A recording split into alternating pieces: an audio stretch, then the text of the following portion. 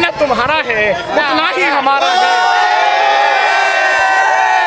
हमको भी बहारों का कुछ लुत्फ उठाने दो, कलियों के लिए हमने कांटों में गुजारा है। कि आज हमारा दूल्हा हैदराबाद से चलकर साहिबाबाद की सरजमी पर आ रहा है और अपने दूल्हे के इस्तकबाल के लिए ये मेरा नौजवान जो देख रहे हो किलोमीटर के हिसाब से, आज यहाँ भीड़ है, पैर रखने की जगह नहीं है। आज उनका इस्तकबाल पूरे हिंदुस्तान में किसी लीडर का ऐसा इस्तकबाल नहीं हुआ जैसा मेरे दूल्हा का आज इस्तकबाल होने वाला है। वोट भी दोगे अब ये कौम ये जाग चुकी है कि अब रानी के पेट से राजा नहीं बल्कि मेहतरानी के पेट से राजा पैदा होता है, मतपेटी से निकलता है। ये अब कौम जागरूक हो चुकी है। इंशाअल्लाह एक एक वोट हमारे भाई गामा साहब के पतंग के निशान पर 10 तारीख को पड़ेगा। अरे जब मोदी जी गुजरात से आ सकते हैं वो हैदराबाद से नहीं आ सकते, तो वो हैदराबाद से यहाँ नहीं आ सकते। और भी मेरा दूल्हा, अरे मेरा दूल्हा इतना काबिल तरीन दूल्हा है मेरा, इतना खूबसूरत दूल्हा है मेरा, संविधान का जानकार दूल्हा है मेरा। आज ये उसके जो मुरीद हैं, लेकिन अखिलेश जी को मेरे दूल्हे के मुकाबले संविधान का ज्ञान नहीं है, मैं दावे के साथ कह सकता हूँ। जी विदेश पढ़ के आए हैं तो वो मैकेनिक उसमें आए हैं पढ़ के, संविधान पढ़ के नहीं आए विदेश से। पढ़ के मेरा दूल्हा आया है बैरिस्टर ओवैसी, संविधान पढ़ के आए हैं। ये बताइए अखिलेश को क्यों नहीं वोट दोगे, मायावती को क्यों नहीं वोट दोगे और मंजलिस को क्यों वोट दोगे? ये बात अल्हम्दुलिल्लाह अल्हम्दुलिल्लाह अल्हम्दुलिल्लाह आपने बहुत अच्छा सवाल किया, मुबारक हो आपको।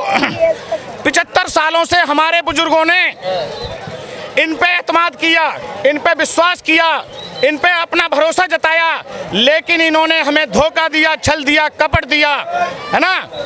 आज उसी छल और कपट का आज इनको सिला देने वाला है ये कौम, क्योंकि इन्हें इसके साथ इंसाफ नहीं हुआ है, इसलिए बैरिस्टर ओवैसी को वोट देंगे इंशाल्लाह। क्या इंसाफ नहीं हुआ? इस कौम की इन्होंने जिम्मेदारी तय कर दी थी, इनका हक और हुकूक तय कर दिया था, अधिकार तय कर दिया था कि ए मुसलमानों, इस देश की ये बड़ी कौम, तुम्हारा सिर्फ मतलब ये है कि नाली खंजे तुम्हें लाइट मिल जाएं और तुम्हें इसकी कोई ज़रूरत नहीं है। और मेरा दूल्हा कहता है, मेरा दूल्हा ये कहता है कि इस देश में जो भी जिस आबादी में है उसे उसकी हिस्सेदारी के मुताबिक उसको उसका हक मिलेगा, उसका हक मिलेगा। अखिलेश यादव दे तो रहे हैं आपको? अखिलेश यादव जी ने 2012 में चुनाव छल के कारण जीता कि ए मुसलमानों तुम मुझे गद्दी दो और मैं तुम्हें 18% आरक्षण दूंगा। अरे 18% में 0.8% भी आरक्षण मुसलमानों को नहीं दिया भाई। तमाम मुस्लिम कह रहे हैं हमें बीजेपी को हराना है तो समाजवादी पार्टी को वोट करें। अब मुसलमान ये जान चुका है, अब मुसलमान ये जान चुका है कि धोखे में आने वाला नहीं है। बीजेपी को हरा करके मुसलमान, और याद रखो मैं आपको एक जुमले के साथ अपनी बात को बाजी कर देना चाहता हूँ, जो लोग दूसरों के घरों को ढहाने की जुस्तजू में रहते हैं उन्हें अपनी छत नसीब नहीं होती। अब इस कौम ये समझ चुकी है कि हराने जिताने की लड़ाई बंद कर दी है इसने। अब इसको अपने को जिताना और मजलूम को जिताना, आदिवासी को जिताना, अपने देश के इंसाफ परस्त लोगों को जिताना इसने अपना अज़्म बना लिया है। बैरिस्टर साहब पे आरोप लगता है कि भड़काऊ भाषण देते हैं। बैरिस्टर साहब भड़काऊ नहीं, अल्हम्दुलिल्लाह अल्हम्दुलिल्लाह कॉन्स्टिट्यूशन के दायरे में रहकर बैरिस्टर साहब अपनी बात करते हैं और इन जो बातिल ताकतें हैं जो अपने आप को सेकुलर समझ रहे हैं उन्हें सही अंदाज में सच्चाई के साथ जवाब देते हैं। बीजेपी की बी टीम बताया जाता है इनको कि वोट काटना है यूपी में बीजेपी को जिताना है। देखिए वोट तो 75 सालों से इस कौम का लोग काट रहे थे, अब इसने अपने वोट को खींचना सीख लिया है ना। वोट तो ये काट रहे थे भाई हमारा, अब इन्होंने अपना, इस कौम ने, इस मर्द मुजाहिदों ने, आदिवासी दलितों ने, अनुसूचित जाति के लोगों ने अब ये समझ लिया है कि अब हम अपना वोट कटने नहीं देंगे, हम अपना वोट अब इकट्ठा करेंगे इंशाल्लाह। मुसलमानों का नेता कौन है, बैरिस्टर साहब या अखिलेश यादव? देखिए मुसलमानों के, अकेले मुसलमानों के नेता नहीं हैं बैरिस्टर साहब, इस देश के उस हर मजलूम के नेता हैं। अगर मजलूम ब्राह्मण है तो मजलूम ब्राह्मण की भी हिमायत में बैरिस्टर साहब खड़े होंगे। अगर मजलूम मेरा जाट भाई है तो मजलूम की हिमायत में बैरिस्टर साहब खड़े होंगे और उनकी ये जमात खड़ी होगी। मजलूम इस देश में कोई भी है और किसी जाति से ताल्लुक़ रखता है, कोई मतलब नहीं है, उसकी हिमायत में खड़े होने का काम ये जमात और इस जमात के सियासी अमीर जनाब बैरिस्टर असदुद्दीन ओवैसी उनके पूरा ताउन करेंगे। लेकिन इन पे आरोप लगता है कि बिहार में इन्होंने बीजेपी को जितवा दिया तो वहाँ खेल बिगाड़ दिया था। भाई वाह यार, ये तो बहुत अच्छा सवाल ढूंढ के लेके आए। अच्छा, बैरिस्टर ओवैसी की जमात AIMIM कितनी सीटों पर बैठी? 19 सीटों पर। बिहार में कितनी सीट थी? 243 सीट। नौजवानों, 243 में से 19 निकालना, कितनी बच गई? अरे 224 बची ना बची? अरे 224 पे तुम हरा ना सके और 19 के पल्ला पकड़ के घूम रहे हो, हैं? कहा कि मुस्लिम वोट बढ़ गया फिर। मुस्लिम वोट इकट्ठा हुआ है। अब मुस्लिम वोट बैरिस्टर ओवैसी की क़यादत में मान्यवर बाबू सिंह कुशवाहा कन्वीनर हैं इस गठबंधन के भागीदारी परिवर्तन मोर्चा के, जिसमें 6 पार्टी हैं। बाबू सिंह कुशवाहा जी, बावन मेश्राम जी और रामकरण कश्यप जी, अखिलेश चौहान जी और आली जनाब इज्जत माफ़ काबिल सदर एहतराम जनाब बैरिस्टर असदुद्दीन ओवैसी जी। क्या समीकरण बैठने वाला है इस बार? 85% जो अभी हमारे योगी मुख्यमंत्री ने अभी बात कही थी, कभी कभी आदमी के सच्चाई भी मुंह से निकल जाती है, मालिक निकलवा देता है। उन्होंने 80-20 की बात कही, लेकिन वो सही है। 15 और 85 की बात है। अब 15 और 85 की बात है। 85% की लड़ाई एक तरफ है और 15% की तरफ एक तरफ है। अब भागीदारी परिवर्तन मोर्चा के साथ 85% जनता है। उसमें तेली तमोली काची पासी मल्ला मदारी मछुआरे बिंद निषाद चौरसिया कुमार बढ़ी धानुक धोबी कोली खटीक बंजारे, ये तमाम लोग। बीजेपी जिन्ना की बात कर रही है। ओए हे यार, तुमने हमारा हाजमा और ख़राब कर दिया यार।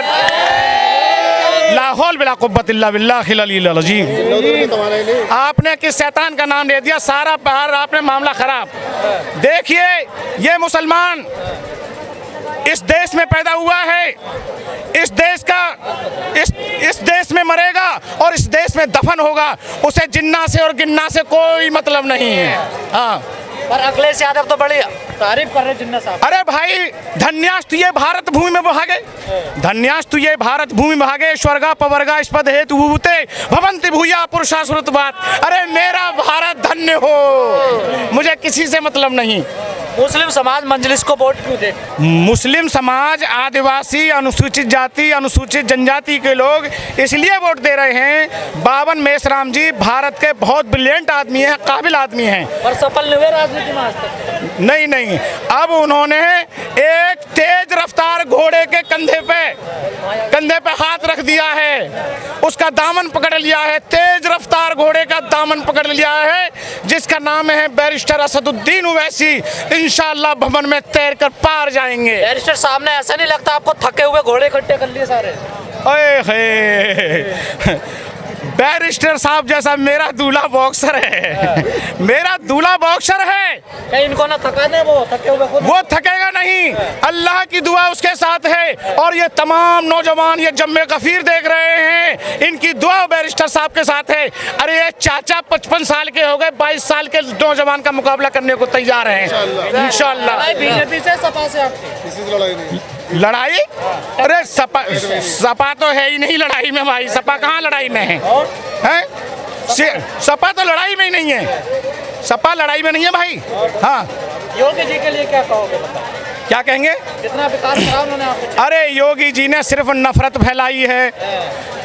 कोविड काल में आपने देखा कि गंगा के किनारे लाशों को खींचते हुए कुत्ते, तमाम मेरा नौजवान बेरोजगार, इंजीनियर, डॉक्टर, प्रोफेसर, गुंडे तो भगा दिए उन्होंने हैं? यानी गुंडे भाग गए यूपी छोड़ के। एक गुंडे का नाम बता दो जो एक गुंडा भागा हो, जिले का नाम। जबकि जो गुंडे थे छटे हुए वो और उन्होंने एडमिट कर लिए। अच्छा, हाँ, पुलिस हो गए। मीडिया तो जीतता दिखा रही है, आपको तो कहीं रेस में नहीं दिखा रहा। भाई मीडिया अब जीतता दिखाए, अब कौन से चश्मे से देख रही हो सकता है कि 8 नंबर का चश्मा लग रहा हो। भाई चश्मे का नंबर 8 हो मीडिया का, तो उससे हम क्या कह सकते हैं बताइए? तो कहीं दिखाई जिक्र नहीं कर रहे हैं। आप ये जम्मे गफीर, इतनी भीड़ किसी अगर प्रोग्राम में आपको दिखी हो, इतने दीवाने, इतने नौजवान, अगर किसी ने देखो उत्तर देखिए, सुनिए वोट में कन्वर्ट होगी। मेरे भाई 6-7 महीने से आप देख रहे होंगे कि बैरिस्टर ओवैसी ने उत्तर प्रदेश के अंदर 5-6 दर्जन रैलियां की हैं, है ना, 4-5 दर्जन रैलियां की हैं। और 5 दर्जन रैलियां में आपने धौलाना की रैली, मसूरी की रैली देखी होगी कि बरसात के मौसम, ठंड के मौसम में बरसात हो रही थी, और ये मेरा नौजवान टल के नहीं गया, हट के नहीं गया, अपने अमीर को छोड़ा नहीं, और अल्हम्दुलिल्लाह मेरा अमीर भी क्या कहोगे भाई वाह। अरे उसी के लिए तो रो रहे हैं भाई, और क्या कर रहे हैं। अगर आजम खान साहब को अगर सही वक्त पर सही याद आ जाती, आजम खान साहब ने इस बड़ी भीड़ को समाजवादी पार्टी की झोली में फेंकने का काम किया और इन्हें गुमराह करने का काम किया। आजम खान की बात पर ये तमाम मर्द मुजाहिद अखिलेश के पाले में चला गया, लेकिन आजम खान का 2 साल में सड़ना इस बात की दलील है कि आजम खान को भी कोई इज्जत नहीं मिल रही है। पार्टी में कोई इज्जत नहीं कोई, अरे आजम खान ने, अभी आपने देखा होगा, आपने दिखाया है खूब कि 12 सीट मांगी उन्होंने, जेल में से खत लिख कर भेजा अपने लड़के आजम अब्दुल्ला के हाथ में कि कहो अखिलेश से 12 सीट हमें दें, साइकिल के सिंबल पर हम अपने मनचाहे कैंडिडेटों को उतारेंगे। आजम खान ने साफ कह दिया कि आजम खान तुम्हारी सीट खुद खतरे में है, तुम्हें 12 सीट हम कैसे दे देंगे। जी, उन्हें अपनी सीट बचाना मुश्किल पड़ गई और वो बात मान गए। कुछ लोग ऐसी खबरें चला रहे हैं कि आजम खान भी मजलिस में आ सकते हैं, ऐसा क्या है कुछ? देखिए, ये वो कौम है जब जिसका कौमी जज्बा बेदार हो जाना, जिस दिन इसकी लाश भी खड़े होकर ललकारने लगती है। आजम खान तो क्या अच्छे आ जाते हैं, चट्टान जैसे आ जाएंगे। अतीक अहमद तो आ गए ना आपकी पार्टी में। आपने ये देखा, बहुत बढ़िया आप सवाल लेते जा रहे हैं। अतीक अहमद भी एक दिन चट्टान बने हुए थे, आपने देखा था, चट्टान पिघलने को तैयार नहीं थे। जब आली जनाब इज्जत माफ काबिल सदर एहतराम संसद रत्न मेंबर ऑफ पार्लियामेंट कुल हिंद सदर ऑल इंडिया मजलिस इत्तेहादुल मुस्लिमीन जनाब बैरिस्टर असदुद्दीन सुल्तान सलाहुद्दीन ओवैसी की दयानतदारी और ईमानदारी वफादारी को देखा, तो अतीक अहमद जैसे लोग हमारे भाई वो आ गए, उनका तहे दिल से इस्तकबाल है, हम उनका दुआ करते हैं अल्लाह पाक इसी तरह से हमारे और भाइयों को अक्ल सलीम अता फरमा। एक आखिरी सवाल, कई मुस्लिम नेता कहते हैं कि ये हैदराबाद में तो सरकार बना नहीं पाए, यहाँ पर ये खेल खराब करने आ गए। बहुत बढ़िया, अल्हम्दुलिल्लाह। सुनो भाई, तेलंगाना के अंदर मजलिस के 7 MLA हैं और 2 MP, एक हैदराबाद से, एक औरंगाबाद महाराष्ट्र से हैं। लेकिन आपने देखा होगा कि 60,000 बच्चे बच्चियां सरकारी स्कूल में बेहतरीन शिक्षा पा रहे हैं, बेहतरीन से बेहतरीन शिक्षा में बराबर का प्रतिनिधित्व।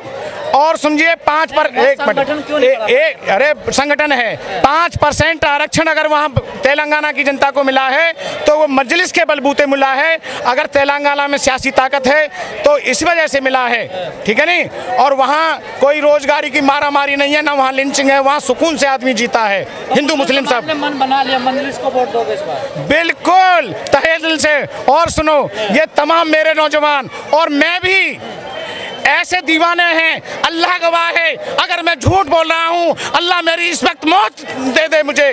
बैरिस्टर ओवैसी के ऐसे दीवाने हैं, अगर बैरिस्टर ओवैसी को अल्लाह न करे अगर मेरे लीवर की जरूरत पड़ेगी तो मैं बैरिस्टर ओवैसी को अपना लीवर दे दूंगा, मेरी आंखों की जरूरत पड़ेगी तो मैं बैरिस्टर ओवैसी को अपनी आंख दे दूंगा।